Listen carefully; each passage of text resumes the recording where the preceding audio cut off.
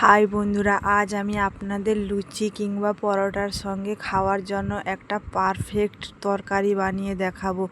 লুচি কিংবা পরোটার সঙ্গে খেতে দুর্দান্ত লাগে সাদা আলুর তরকারি। এই সাদা আলুর তরকারি বানানোর জন্য এখানে আমি 6-7টা মতো মিডিয়াম সাইজের আলু নিয়েছি।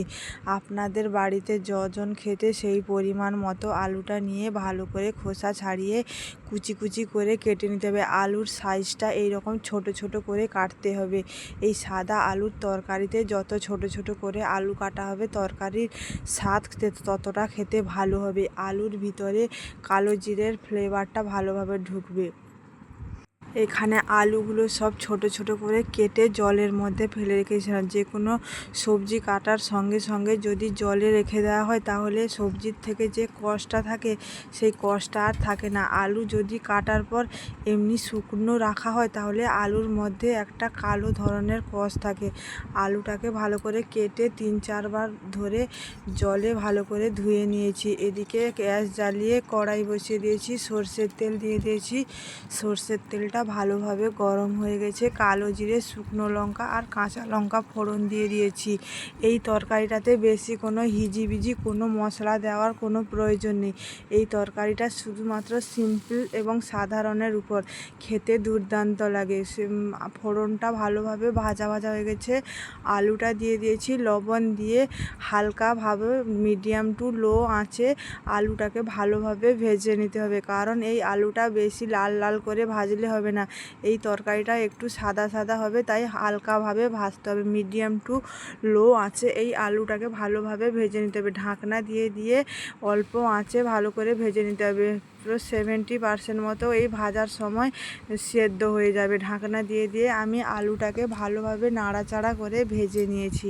এইভাবে ভালোভাবে ভেজে নিতে হবে। কোনো রকম মশলা ছাড়া এইভাবে যদি সাদা আলুর তরকারি রান্না করা হয় লুচি কিংবা পরোটার সঙ্গে খেতে দুর্দান্ত লাগে। আলুটা হালকাভাবে ভালো করে ভেজে নিয়েছি। এবার জল দিয়ে দিব, পরিমাণ মতো জল দিয়ে ঢাকনা দিয়ে ভালোভাবে ধিমে আঁচে আলুটাকে ফুটিয়ে নিব। আলুটা ফোটানোও হয়ে যাবে, এবার আলুটাও সেদ্ধও হয়ে যাবে। এবার ঢাকনা খুলে আরও একবার নাড়াচাড়া করে আরও একবার ঢাকা দিয়ে দিলাম। আলুটা দেখতেই পাচ্ছ বন্ধুরা, পুরো মাখো মাখো করে নিতে হবে। দিয়ে আলুটা সেদ্ধ হয়ে গেলে আলুটা একটু ভালো করে ঘেঁটে নিতে হবে। বন্ধুরা, আমার এই রেসিপিটা যদি ভালো লাগে তাহলে অপরকে দেখার জন্য সুযোগ করে দাও একটা শেয়ারের মাধ্যমে। আপনার মতো অন্য কেউও এই রেসিপিটা জানতে পারবে, শিখতে পারবে। লুচি কিংবা পরোটার সঙ্গে এই রেসিপিটা খেতে দুর্দান্ত লাগে। আর যদি এই ভিডিওটা ফেসবুক পেজ থেকে দেখো তাহলে ফেসবুক পেজটিকে ফলো করে দাও। ইউটিউব চ্যানেল থেকে দেখলে ইউটিউব চ্যানেলটিকে সাবস্ক্রাইব করে পাশে থেকো এরকম নিত্য নতুন ভিডিও দেখার জন্য। সাদা আলুর তরকারিটা হয়ে গেছে, আলুটাও ভালোভাবে সেদ্ধ হয়ে গেছে, মাখো মাখো হয়ে গেছে।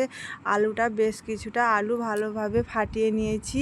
দেখতেই পাচ্ছ বন্ধুরা, ঘি আর অল্প একটু চিনি দিয়ে ভালোভাবে মাখিয়ে নিতে হবে। এই রান্নাটায় বেশি কোনো কিছু মশলা দেওয়া যাবে না। না আদা, না টমেটো, না গরম মশলা, কোনো কিছু মশলা দেওয়া যাবে না। জাস্ট একটু ঘি বা বাটার দিতে হবে বা চিনি একটু দিয়ে দিতে হবে। আর বেশি কোনো মশলার প্রয়োজন নেই। পুরো রান্নাটা দেখার জন্য আমার সকল ভালোবাসার বন্ধুদেরকে অসংখ্য অসংখ্য ধন্যবাদ।